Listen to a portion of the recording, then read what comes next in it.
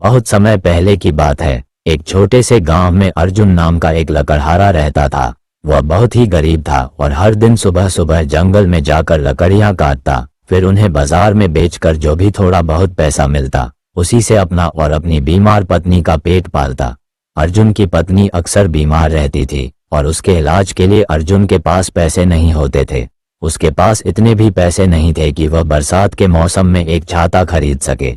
जब जंगल में काम करते समय बारिश आ जाती तो वह पूरी तरह भीग जाता और सर्दी लग जाती, लेकिन फिर भी वह कभी काम छोड़ता नहीं था। उसे मालूम था कि अगर वह एक दिन भी काम छोड़ देगा तो उसके घर में चूल्हा नहीं जलेगा। एक दिन की बात है, आसमान में काले बादल छा गए थे, लेकिन अर्जुन रोज की तरह जंगल गया और लकड़ियां काटने लगा। तभी अचानक तेज बारिश शुरू हो गई। भीगता हुआ अर्जुन जंगल में एक गुफा की ओर भागा। जैसे ही वह गुफा के अंदर गया, वहां एक बूढ़े बाबा पहले से बैठे हुए थे। बाबा की लंबी सफेद दाढ़ी थी और आंखों में गजब की चमक थी। अर्जुन ने उन्हें देखा और नम्रता से बोला, बाबा जी, क्या आप मेरे साथ भोजन करेंगे? मैं अपना खाना साथ लाया हूँ। बाबा मुस्कराए और बोले, हाँ बेटा, सुबह से कुछ खाया नहीं है। बारिश के कारण मैं भी यहाँ फंस गया हूँ। दोनों ने मिलकर सादा भोजन खाया। भोजन के बाद बाबा ने अर्जुन से पूछा, बेटा, तुम्हारे पास छाता नहीं है क्या? अर्जुन ने भारी मन से कहा, नहीं बाबा जी, मेरे पास इतने पैसे नहीं हैं कि मैं छाता खरीद सकूं। मुश्किल से घर का खर्च चलता है, ऊपर से मेरी पत्नी भी बीमार रहती है। बाबा थोड़ी देर चुप रहे, फिर अपनी ओर से एक छाता निकालकर अर्जुन को दे दिया। अर्जुन हैरान होकर बोला, बाबा जी, आप मुझे छाता क्यों दे रहे हैं? आपको नहीं चाहिए क्या? बाबा ने मुस्कुराते हुए कहा, बेटा, हमें ना सर्दी लगती है, ना गर्मी, ना बारिश। तू ले जा इसे, ये तेरे काम आएगा। अर्जुन ने धन्यवाद कहा और छाता लेकर गुफा से बाहर निकला। बारिश अब भी तेज थी और अब धीरे धीरे जंगल में अंधेरा होने लगा। लेकिन जैसे ही अर्जुन ने छाता खोला, उसके चारों ओर रोशनी फैल गई। छाते से रोशनी निकल रही थी और उसका रास्ता साफ दिखाई दे रहा था। अर्जुन हैरान रह गया। यह कोई साधारण छाता नहीं था, ये तो जरूर कोई जादुई छाता था। अर्जुन उस जादुई छाते को लेकर गांव की ओर चल पड़ा। छाता उसके सामने, बगल और पीछे रोशनी फैला रहा था। जंगल का रास्ता जहां आमतौर पर डरावना लगता था, अब रोशनी से जगमगा रहा था। जब अर्जुन गांव पहुंचा तो रात हो चुकी थी।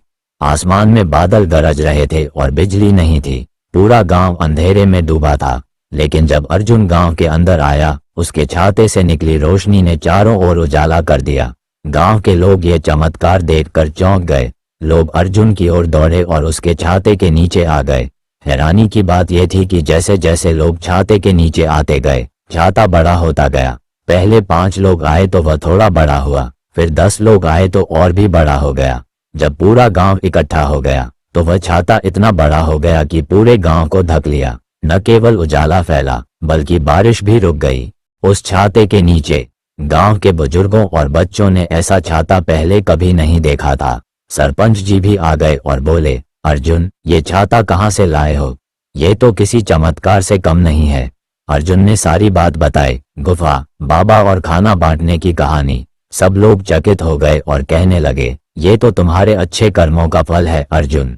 अब गांव वाले रोज शाम होते ही अर्जुन के पास आ जाते। वह छाता खोलता और गांव भर में उजाला फैल जाता। गांव की गलियों में अब अंधेरा नहीं होता था। बच्चों को खेलने में मजा आता, बुजुर्गों को बैठने में सुविधा होती। एक दिन गांव के सरपंच ने सुझाव दिया, अगर यह छाता बारिश से बचाता है और इतना बड़ा हो जाता है, तो क्यों न इसका उपयोग करके बारिश का पानी तालाब में भरें।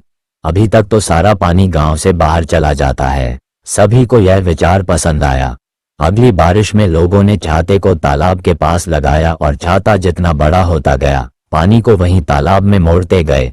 कुछ ही महीनों में गांव का तालाब भर गया और पानी की समस्या खत्म हो गई।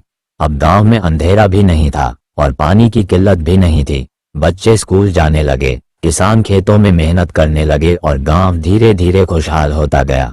लोग अर्जुन को सम्मान देने लगे। उसे पंचायत का सदस्य बना दिया गया और गांव में उसकी बहुत इज्जत होने लगी।